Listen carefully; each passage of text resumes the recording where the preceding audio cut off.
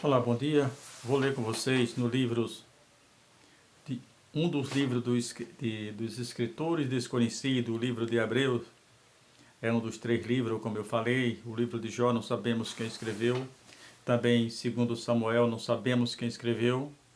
E o escritor, os Hebreus, apesar de ter algumas características e algumas linguagens do livro aos Hebreus, a carta aos Hebreus, como Paulo, mas não se sabe quem realmente escreveu. E o servo escrevendo em Hebreus 7, e o versículo 4, 7 e 4 de Hebreu, ele diz: Considerai, pois, quão grande era este, a quem até o patriarca Abraão deu dízimo dos despojos. Ele estava falando de Melquisedeque, deu dízimo do despojo. E hoje, nesta manhã, eu quero falar do dízimo, porque muita gente se baseia, inclusive a igreja atual, se baseia em Malaquias 3:10, onde diz: trazei todos os dias à casa do Senhor, para que haja mantimento na minha casa.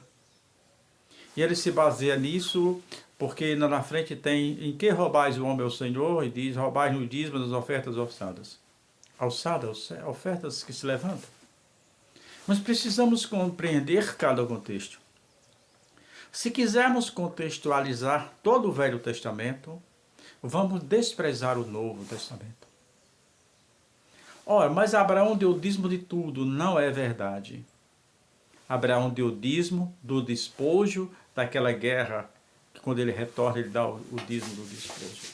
E deu dízimo para quem? Para Melquisedeque. E o dízimo no Velho Testamento? Pois bem, em Deuteronômio, precisamente no Deuteronômio, deixa-me lembrar, 18, 1 a 5. Deuteronômio 18, 1 a 5.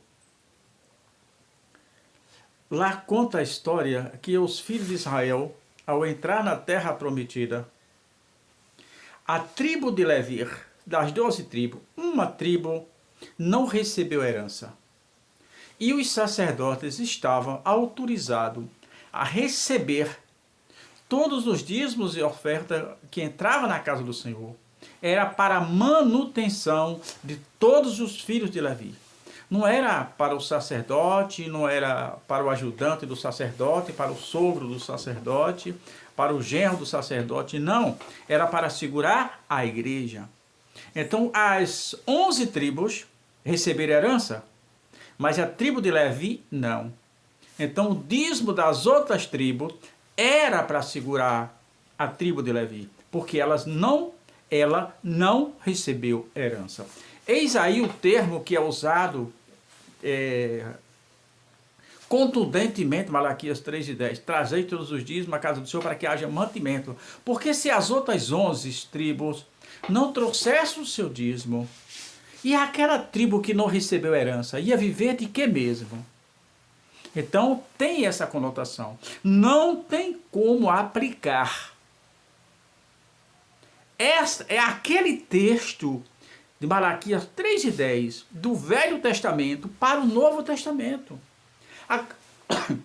Desculpem. Aquilo foi uma coisa exclusivamente de Israel por causa da tribo de Levi que não recebeu herança. E no Novo Testamento? Olha, no Novo Testamento não há nenhuma conotação direta ao dízimo. Vamos lá. Quem faz citação nos evangelhos é Jesus. Se você pegar Mateus 23 e 23, Jesus repreende os fariseus, não estava falando para a igreja. Vamos compreender o texto. Jesus não estava falando para a igreja. Jesus estava falando para os doutores da lei, Jesus estava falando para os fariseus, dizendo: vós hipócritas, que dá o dízimo do hortelão, do endo, do cominho, mas despreza o mais importante da lei, que era o amor e a caridade. Então, nenhuma conectação há com o Novo Testamento. Quem falou, quem mais escreveu no Novo Testamento, de todos os discípulos e apóstolos, foi Paulo. Paulo escreve 13 cartas E nenhuma delas, Paulo, faz nenhuma conotação com o dízimo. Paulo, pelo contrário, ele incentiva a contribuição voluntária, de acordo com o que se propõe no seu coração, e não compulsória, como é hoje. O dízimo no Brasil, nas áreas de igreja, eles são compulsórios a ponto de envergonhar o irmão que não dá. O irmão que não dá. E Paulo diz em 2 Coríntios 9, 6 a seguir, Paulo diz aqui, cada um deve contribuir conforme propôs no seu coração. Aquele que contribui, quem semeia mais, colhe mais, quem semeia menos, colhe menos. É a lei da semeadura, mas que não tem nenhuma conotação com a vida espiritual. Hoje, para que serve o dízimo na igreja do Senhor? É para a manutenção da casa do Senhor? Não. O dízimo é para a luxúria dos sacerdotes. Sacerdote andando num carro de 1,5 milhão. Às custas dos pobres miseráveis, que tira 10% daquilo que nem dá para eles se alimentar, para manter a luxúria desses homens nos púlpitos, e ainda abre a boca e diz: eu estou na direção de Deus. Que Deus é esse? Que direção é essa? Que Deus é esse? Que você sangra as ovelhas, tira a lã das ovelhas até no tempo do frio, para manter a sua luxúria como Salomão o fizera em Israel, deixando a igreja de Israel na pura miséria, para manter a luxúria de Salomão. É o que muitos sacerdotes. Então, não adianta enganar a igreja de Cristo, e todas, quase todas, fazem isso. Hoje, de católico a evangélico, quase todas as igrejas enganam o povo, dizendo que o dízimo é obrigatório e não é. Dizendo que o dízimo faz parte da salvação e não faz. O dízimo era exclusivamente das 11 tribos de Israel, para manter a tribo de Levi e não receberam herança. Quantas vezes eu já vi em púlpito, na igreja por mais de 20 anos, pastor lia o nome dos dizimistas para humilhar aqueles que não davam. Isso é homem de Deus? Não. Se prepare. Vocês que estão tirando a lã das ovelhas no tempo do frio, que a mão de Deus vai pesar. Deus não vai o ter por inocente. O dízimo não tem conotação, não há base bíblica para dízimo no Novo Testamento. O que há é contribuição voluntária. Segundo os Coríntios 9, 6 a seguir. O que é contribuição voluntária, conforme a pessoa propôs no seu coração, não uma imposição. Enganando a igreja de Cristo, dizendo que quem não dá dízimo vai para o inferno. Vai para o inferno aqueles que estão enganando a igreja de Cristo, dizendo que o dízimo tem conotação com a salvação, ao invés de dizer que é com o lado financeiro. É uma tristeza, mas isso alastrou-se, virou um comércio lucrativo. Os pontos de pregação virou um ponto de coleta. O que mais interessa é o dízimo e não a salvação da alma. Se o irmão está com a conta de luz atrasada, uma conta de água, se tem uma receita atrasada para comprar, cadê a igreja? Até para dar uma cesta básica a igreja não dá, porque ela pede.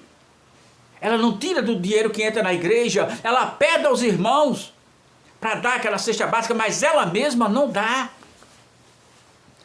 Aonde está o amor? Aonde está o amor? Jesus era tão parecido com os discípulos que Judas não achou nada que o diferenciasse. Ele podia ter dito: é aquele homem daquela Mercedes-Benz de 1,5 milhão, aquele é Jesus. Não, aquele homem é aquele homem daquela BMW de 500 mil reais, aquele é Jesus. Não, mas Judas disse, aquele que eu beijar, esse eu prendei. Jesus era parecido com os discípulos. Hoje é o contrário. Hoje é o contrário. O chefe não sai mais dos púlpitos. Não vão da igreja, o ir de Jesus, ir de pregar o evangelho a toda criatura. Só vão na igreja para arrecadar. Essa é a pura verdade. Então pensemos nisso, ainda dá tempo de arrependimento.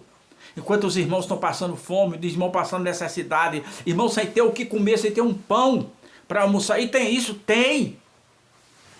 O pastor está passeando num carro de 1,5 milhão. Que Jesus é esse? Que Jesus é esse sem misericórdia? E tem mais. São altamente autoritários. Tratam a igreja como que se fosse sua. Só que Jesus está vendo tudo isso. Jesus está vendo. Vocês enganam muita gente, mas jamais enganarão a Jesus.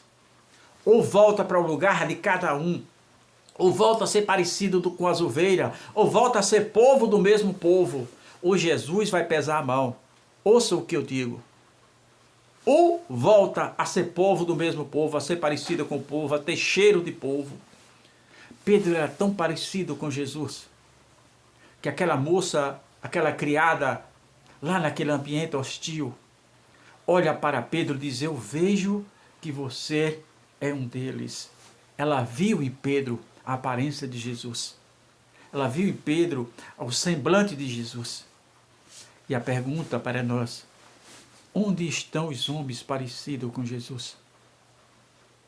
Onde estão os homens parecidos com Jesus?